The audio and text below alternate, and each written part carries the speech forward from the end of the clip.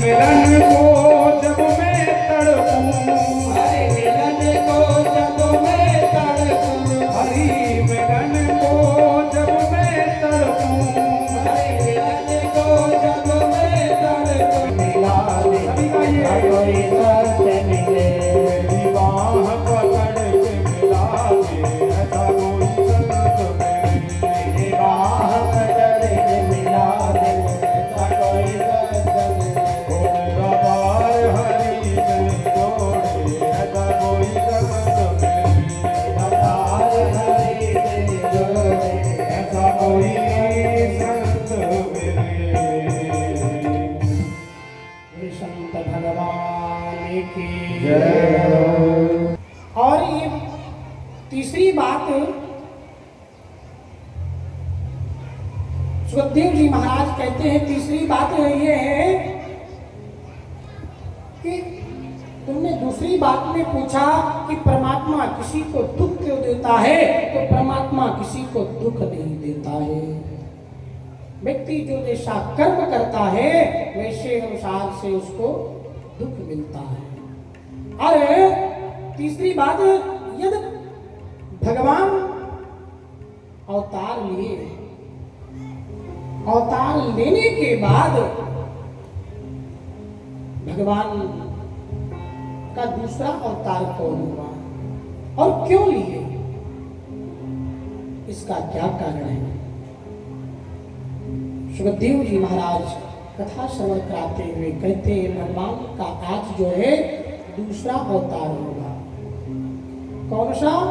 आज भगवान का वाराह का अवतार होगा, शूकर का अवतार होगा। और जब राजा परीक्षित पूछते आखिर क्यों, इसकी क्या जरूरत है जो भगवान आज वाराह बनकर आ रहे हैं। बोले देखो,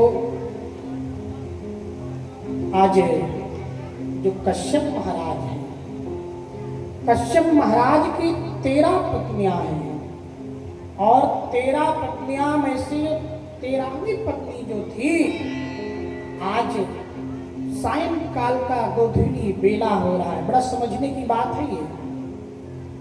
सायंकाल का गोधूली बेला हो रहा है और उस बेला में आज जो कश्यप की जो पत्नी जो है, जिनका नाम दिति है, आज वो कहती है महाराज हमें पुत्र चाहिए। और शास्त्र कहता है सायंकाल में 4 चीजें वर्जित हैं। पहला, सायंकाल के समय भोजन नहीं करना चाहिए। दूसरा, सायंकाल के समय सोना नहीं चाहिए। और तीसरा, सायंकाल के समय पढ़ना नहीं चाहिए। और चौथा, सायंकाल के समय में जो है कोई रतिक क्रिया नहीं करनी चाहिए। कश्यप महाराज कहते हैं, अरे देवी ये संध्याकालीन की बेला है और पुत्र की कामना कर रही हो, अरे ये नहीं हो सकता है। दिति जिद करने लगी, नहीं मुझे तो पुत्र चाहिए। बहुत जब जिद की तो महाराज कश्यप कहते हैं ठीक है जाओ, पुत्र होगा, पर पुत्र तो होगा पर बड़ा दुष्ट होगा। अब जब दुष्ट पुत्र होगा तो दिति मैया जो थी, नहीं मुझे दुष्ट पुत्र नहीं चाहिए, मुझे तो सुशील चाहिए, गुणवान चाहिए, विद्वान चाहिए।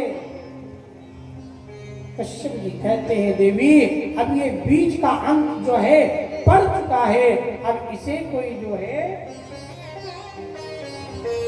हटा नहीं सकता है। लेकिन हाँ, जो इसका जो आपका जो पौत्र होगा वो बहुत बड़ा धार्मिक होगा और बहुत बड़ा संत सेवी होगा।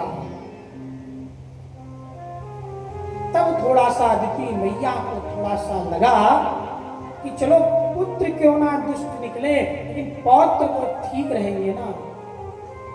सभी माताओं को जो है पुत्र से ज्यादा जो पोता होता है ना वो प्यारा होता है नहीं होता है, क्योंकि मूलधन सबके पास है, लेकिन मूल धन के साथ में ब्याज की आवश्यकता ज्यादा होती है।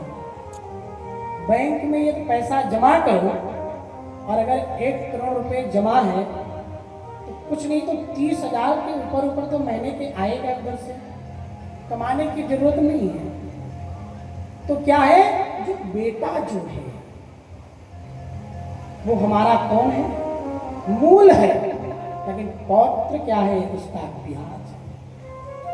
जब घर में छोटे बालक की किलकारियां गूंजती है तो परिवार में बड़ी खुशहालियां होती है, बड़ा आनंद आता है। दिति मैया ने कहा ठीक है, कोई बात नहीं, पुत्र है हो रहा है, कोई दिक्कत नहीं, आने। इधर समय जब होता है, दिति मैया के गर्भ से हिरणाक्ष और हिरण्यकश्यप जो है अवतार जन्म लेते हैं। और जब जन्म लेते हैं, जन्म लेने के बाद बड़े हुए, और जब बड़े हुए तो एक दिन क्या किए, जो हिरणाक्ष जो था वो वहां से चल देता है। और थोड़ी देर में और आपको संक्षिप्त बताएं, ये दोनों हैं तो ये भगवान के पार्षद हैं, जय और विजय। हिरणाक्ष जो हिरण्यकश्यप जो हैं ये भगवान के पार्षद हैं। आप जब भी कहीं मंदिर में जाओगे तो गेट के बाहर मंदिर के देहली के बगल में 2 मूर्तियां बनी होती हैं, एक जय और एक विजय होते हैं। और जय और विजय इनको श्राप 4 मिला हुआ था। और क्यों श्राप मिला था, एक बार की बात है, भगवान वैकुंठ में शयन कर रहे होते हैं और भगवान से मिलने के लिए चारों भैया सनक सनंदन सनातन सनत कुमार जो है मिलने के लिए गए। द्वार पे खड़े द्वारपालों ने रोक दिया कि आप वैकुंठ में प्रवेश नहीं कर सकते हो। बोले क्यों, बोले अभी भगवान जो है शयन कर रहे हैं। चारों ने कहा ये वैकुंठ में कब से नेम लग गया कि मैं उनका पुत्र हूं और मैं उन्हीं से नहीं मिल सकता, और तुम ऐसे खड़े हो, तुम्हारी ऐसे दुस्साहस कैसे हुई, जाओ तुम राक्षस हो जाओ। वही दोनों राक्षस हो गए। बार बार चरणों में प्रार्थना किया, इसका उपाय क्या है, बोले आपका उद्धार करने के लिए स्वयं भगवान अवतार लेंगे। आज जो है हिरणाक्ष बड़ा हुआ, और हिरणाक्ष जब बड़ा हुआ, आज अपने महल से निकलता है सुदूर। रास्ते में संत नारद मिले। नारद जी से कहते हैं बाबा आपको बीड़ा ही बजाना आता है कि लड़ना झगड़ना भी आता है। नारद जी ने कहा भैया हमें तो लड़ना झगड़ना नहीं आता है, हमें तो सिर्फ उस भगवान का कीर्तन के सिवा कुछ नहीं आता। लेकिन बार बार जब पूछते हैं, नारद जी ने कहा देखो एक व्यक्ति है। बोले कौन, बोले दक्षिण में आप चले जाओ, और जब उधर जाओगे तो एक समुद्र में जो है भगवान वाराह जो है पृथ्वी को लेकर के निकल रहे होते हैं। और पृथ्वी को क्यों लेकर निकल रहे होते, कि पृथ्वी के अंदर अभिमान आ गया था, और जब पृथ्वी के अंदर अभिमान आ गया था, उसका अभिमान तोड़ने के लिए भगवान ने ऐसा किया। पृथ्वी ने सोचा कि जो कुछ है सर्वे सर्वा हम ही हैं, और इससे आगे कुछ नहीं। पृथ्वी का अभिमान तोड़ने के लिए भगवान आज समुद्र में प्रविष्ट कर जाते हैं। और समुद्र के अंदर पता कैसे चले कि पृथ्वी कहाँ पे है, इसलिए भगवान ने क्या किया, वाराह का रूप धारण किया। वाराह देखते हैं ना, जहाँ गंदा चीज होगा वहीं ज्यादा दौड़ता है। अब भगवान ने वहां से पृथ्वी को निकाल करके अपने आगे दांत पे रख करके निकल रहे होते हैं, तब तक वहां जो है हिरणाक्ष जो है आ जाता है। और जब हिरणाक्ष आ जाता है, भगवान को देखा, भगवान को बार बार ललकारने लगता है। भगवान कहते हैं भैया मुझे लड़ना झगड़ना नहीं है, हमें कुछ नहीं करना है। लेकिन बार बार भगवान को छेड़ने लगा। भगवान ने एक दो बार नहीं, हिरणाक्ष को जो है कई बार घुमा करके उसे जमीन पे दे मारा और उसका प्राणांत हो जाता है। वही वाराह भगवान की जय हो। भगवान ने आज वाराह का वध किया है। पृथ्वी मैया को जो अभिमान था, भगवान ने उनको अभिमान तोड़ने के लिए भगवान आते हैं, अपना सुंदर वृंदावन दिखाते हैं कि देवी यदि आप सोचो कि आपके हम चले जाने से हमारा यहाँ कोई अस्तित्व नहीं है, तो ऐसा नहीं है। आपके रहने ना रहने से हमें कोई फर्क नहीं है।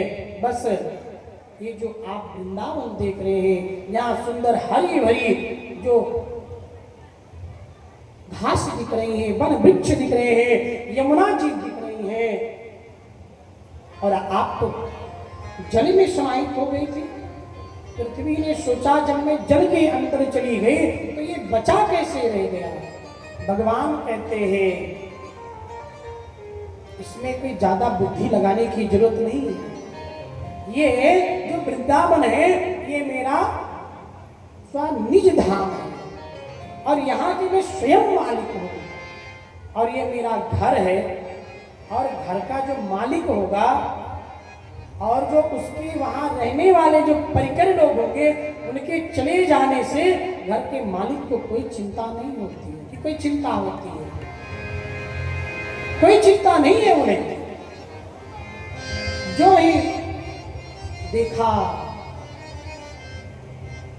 कि ये जो वृंदावन है कितना हरा भरा सुंदर है,